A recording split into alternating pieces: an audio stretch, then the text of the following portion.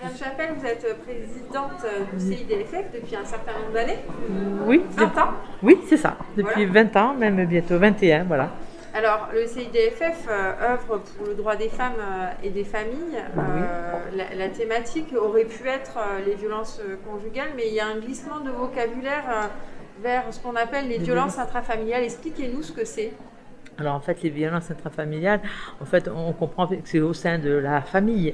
Alors c'est sûr que ça peut être aussi dans les intergénérationnels, peut-être, certainement. Bon, alors c'est vrai que nous, on parle toujours, nous au CIDFF, on parle quand même de violences conjugales, parce que c'est quand même, c'est plus spécifique. Les violences conjugales, c'est deux conjoints qui ont, voilà, alors où c'est l'auteur, c'est le mari et la victime, c'est la femme, ou l'inverse. Bon, nous, CIDFF, c'est quand même femmes victimes de violences. Alors nous, on accompagne les femmes en général qui se sentent pas entendues dans leurs droits, hein, donc qui viennent au CIDFF. Et donc nous, c'est vrai que le CIDFF, c'est d'abord un service juridique, hein, c'est l'obligation sine qua non de l'existence d'un CIDFF. Hein. Il y en a 105 sur le territoire, et pour être CIDFF, il faut avoir effectivement une juriste. Donc nous, voilà, c'est la femme dans sa globalité, et je ne sais pas si vous avez entendu ce matin, c'est en fait c'est l'autonomie des femmes au niveau professionnel, personnel et social. Hein. C'est ça, la prise en charge de toute femme qui se sent, comment dire, pas respectée dans ses droits, ou même bafouée dans ses droits. Donc il y a une prise en charge avec tout ce que ça peut comporter. Nous, dans le CIDFF, effectivement, on a une équipe pluridisciplinaire, hein, c'est-à-dire ça va de la psychologue à la juriste, bien sûr, et l'éducatrice spécialisée, médiatrice familiale. Aussi, on porte aussi ce dispositif-là. Et je crois que j'ai tout dit. Puis l'insertion socio-professionnelle, hein, puisqu'on a 3 conseillères emploi insertion. Voilà. Donc c'est vraiment prendre la femme en difficulté dans sa globalité. Alors c'est vrai qu'on entend beaucoup dire, bon, il n'y a pas que des femmes qui sont victimes, on ne va pas que victimiser les femmes, parce que les femmes ne sont pas forcément des êtres fragiles. Alors c'est vrai qu'on a aussi cette extension, la lutte contre les inégalités hommes-femmes, hein, c'est-à-dire qu'on essaye de remettre la femme et l'homme sur ce pied d'égalité en droit, et peut-être à travers ce biais-là, on arrivera peut-être à limiter les violences aussi, voilà, violences conjugales. Hein, si tout le monde a les mêmes droits, peut-être que ça changera un petit peu la vision des choses. Voilà.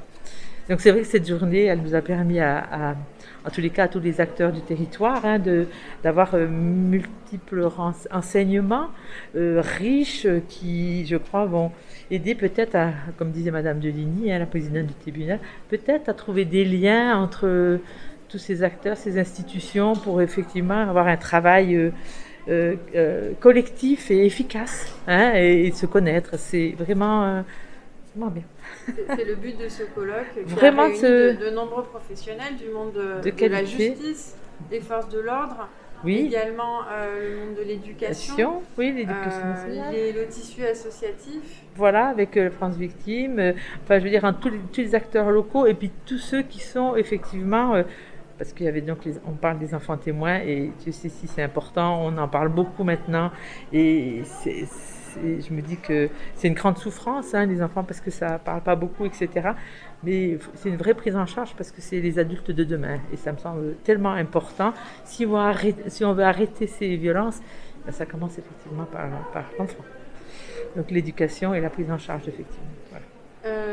Quel est le nombre de femmes prises en charge, ou en tout cas les femmes qui auraient contacté vos services sur l'année 2020? Je crois que vous l'avez dit. Ouais, c'était 160 femmes, hein, qui ont été prises en charge dans à l'accueil du jour, hein, c'est-à-dire l'accueil du jour, c'est un lieu pour accueillir les femmes qui sont en situation ou de violence ou de réflexion, hein, pour quitter le domicile parce que ça se passe mal. Donc c'est 160 femmes, et on a quand même 114 femmes, je ne me trompe pas, 114 femmes suivies par la psychologue, ces femmes qui ont vécu des violences conjugales, qui sont dans la restauration, réparation.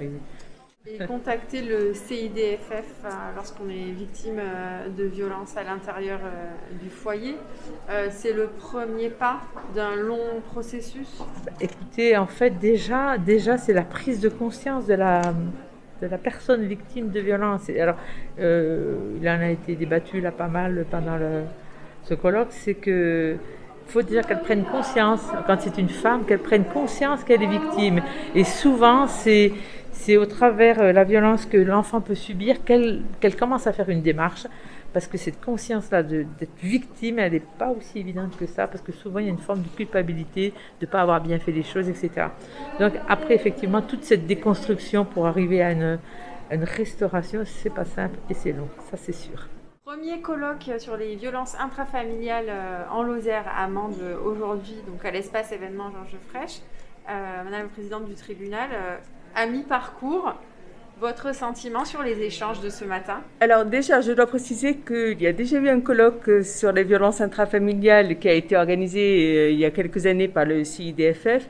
Cette année, c'est la première fois que ça se fait par le biais du CDAD 48, présidé par la présidente du tribunal, donc moi-même, sur les violences intrafamiliales, avec quand même un accès sur les enfants. C'est la petite particularité. À mi-parcours, je suis ravie évidemment du déroulement de cette journée. C'était compliqué à organiser compte tenu en plus de la crise sanitaire que nous traversons. Mais la qualité des intervenants est assez exceptionnelle.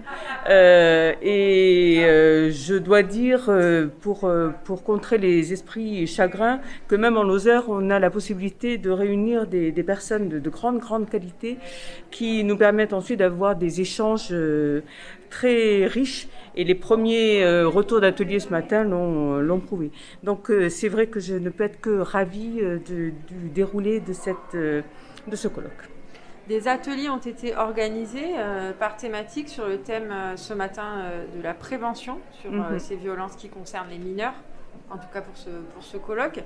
Qu'est-ce qui en ressort parmi les acteurs? Alors, ce qui ressort, je crois, en premier lieu, c'est qu'il y a déjà beaucoup de choses qui existent. Beaucoup de choses sont mises en place avec la bonne volonté de plein de monde, mais ce qui manque, c'est une certaine cohésion, voire une cohésion certaine dans les programmes qui sont mis en place. Et c'est peut-être une particularité française, on a toujours du mal à travailler ensemble.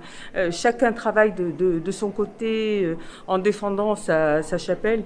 C'est un petit peu dommage, et la preuve en est, c'est que ce que disaient aussi les intervenants tout à l'heure, c'est à partir du moment où on arrive à réunir les gens, qu'on arrive à mettre en place des solutions qui fonctionnent. Donc les solutions existent, mais de manière un peu disparate. On n'a pas à rougir de ce qui existe déjà dans le département, qui a déjà été mis en place justement par la préfecture, donc l'État, par le département et par tout ce qui est associatif. Mais il manque encore un peu de cohésion, un peu de colle, un peu de glu pour que tout fonctionne de manière plus optimale.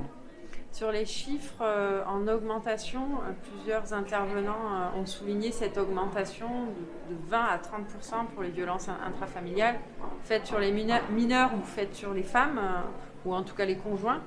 Qu'en pensez-vous? Est-ce parce qu'on en parle plus? Alors, c'est évident, il faut se méfier des chiffres. On fait dire aux chiffres ce qu'on a envie de leur faire dire. Donc, ils ne seront jamais interprétés de la même façon en fonction de la personne qui prend la parole. Donc, qu'il y ait une augmentation, c'est possible, surtout en période de confinement telle qu'on l'a connue depuis plusieurs mois, où les personnes victimes et auteurs se retrouvent dans un même lieu. Il est possible que le confinement ait entraîné cette augmentation, mais il est très possible aussi que tous les mouvements MeToo et autres qui existent depuis plusieurs mois, et comme on dit aujourd'hui de manière beaucoup plus simple, libérer la parole. D'accord. Un deuxième colloque l'année prochaine alors? Écoutez, ce matin, je ne l'aurais pas cru, mais je pense que vu les premières réactions dont je suis témoin là et qui me satisfont véritablement, pourquoi pas.